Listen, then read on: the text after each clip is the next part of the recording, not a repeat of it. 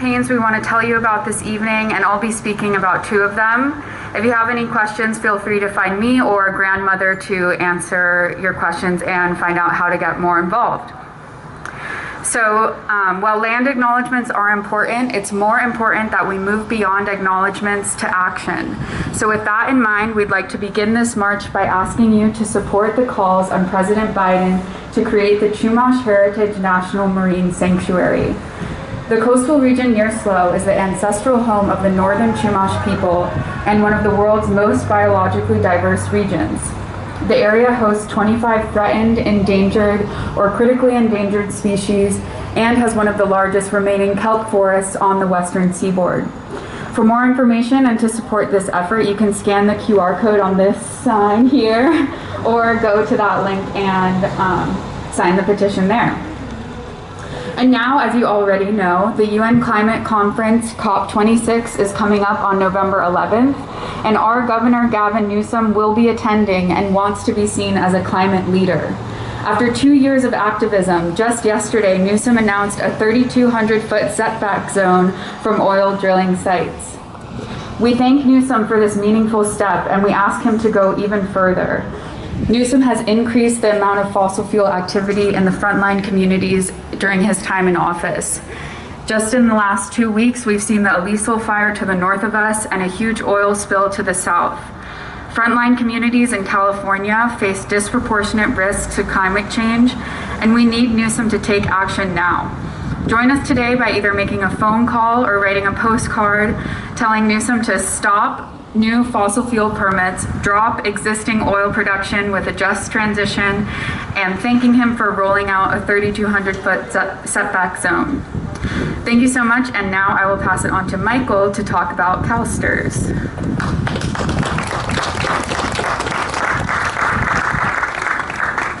Thank you, Nadia.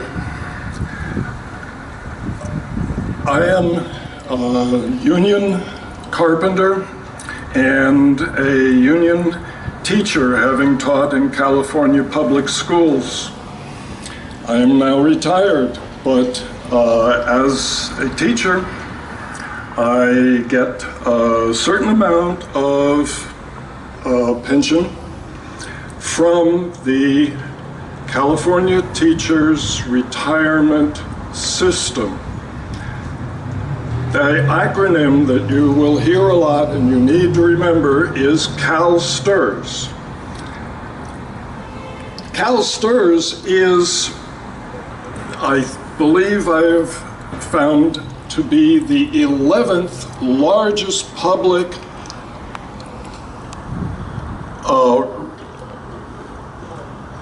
pension, thank you very much, that's why I'm retired, pension fund in the world.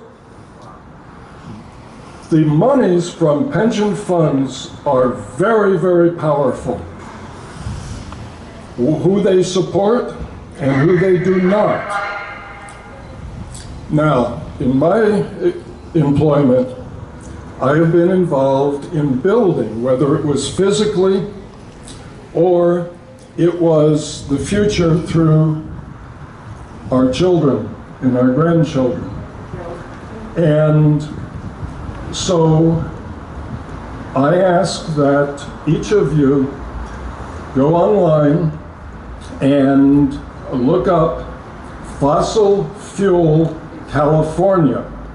That organization is one of many, but you can go right there and find links to ask that CalSTRS and its related organization CalPERS divest from fossil fuels.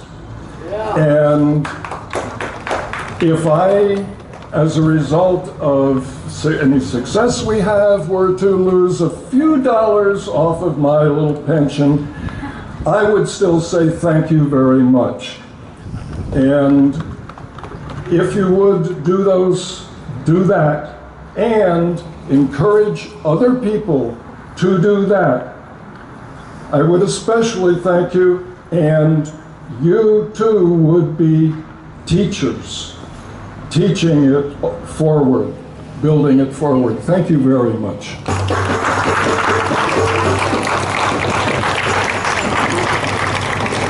All right, thank you so much, Michael. That was wonderful. Oh, thank you. I know, a little bit taller, so we gotta raise the mic.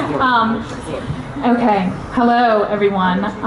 So yes, we've heard many great things today, but I do want to put one thing in context, is that we did not wake up here. We did not wake up with a climate crisis today. We did not wake up with a racial crisis today. And it's just important to remember that when we look at these struggles, that they can't be seen as isolated blips on a map, keeping us apart, divided, away from our trail.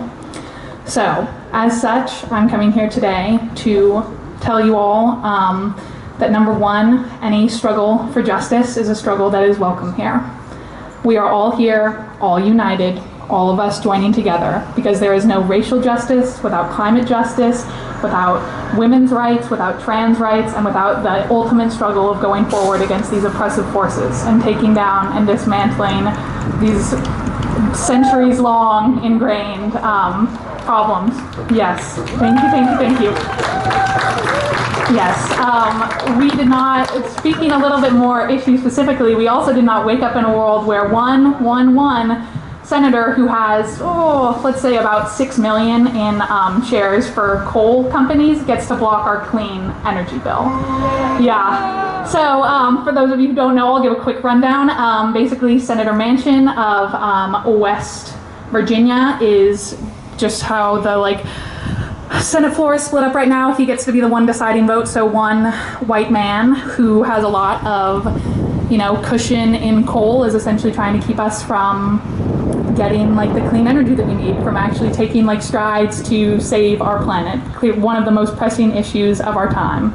But we're here today to tell California senators to not accept any deal that does not have meaningful climate action. So we stand here today saying no climate, no deal. And if you're one of the struggling people, we're here for you. So join us.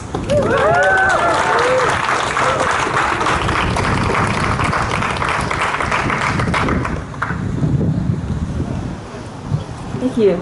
Hi, I'm Alyssa from Sunrise, Santa Barbara. And thank you so much, Kat, for that wonderful speech. On August 9th, the Intergovernmental Panel on Climate Change published their latest report outlining the state of the climate crisis.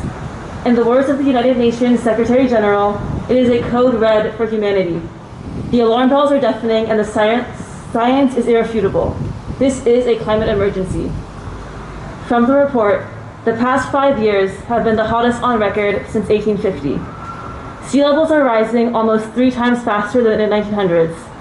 And oceans are becoming hotter and more acidic while polar glaciers are melting. And these are changes that will be irreversible for millennia. For decades, scientists and activists alike have warned us about our changing climate and the threat of a frightening future. Now more than ever, it's clear that this is not just about the future. Climate change is happening right here, right now. As Nadia said, we saw the effects of climate change when smoke from the Alice Hall fire choked our neighborhoods and scorched our ecosystems just a week ago. And as many of you know, and as Kat said, this is also a climate justice issue, for the effects of climate change are felt most strongly by already vulnerable and marginalized communities, and often communities of color. With our current trajectory, these injustices will continue to worsen. As bad as the situation is right now, there is still hope. To avoid the most extreme effects of climate change, we must act now to keep fossil fuels in the ground. It's time to unite and push for concrete legislation, an end to fossil fuels, and a just transitions for workers and communities. That's what we're here to do today, and that's what we'll keep doing. Looking ahead, COP26 starts on Halloween, in a little over a week. Representatives from nations and organizations around the world will gather to discuss plans to achieve net zero emissions and combat global climate change. There is a lot at stake here, and we need those decision makers to know that they must act now to end destructive practices like fossil fuel extraction that are degrading ecosystems and exploiting our people. They need to know that this planet is our home, and that everything in it is our family, and we are ready to fight for it. To show COP26 decision makers how much this matters to us, we will gather here again on November 5th, same time, same place, probably, to make our concerns known and to let them know how much this means to us.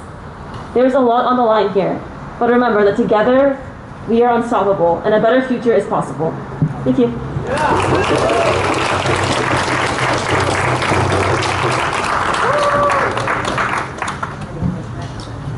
Greetings, everybody.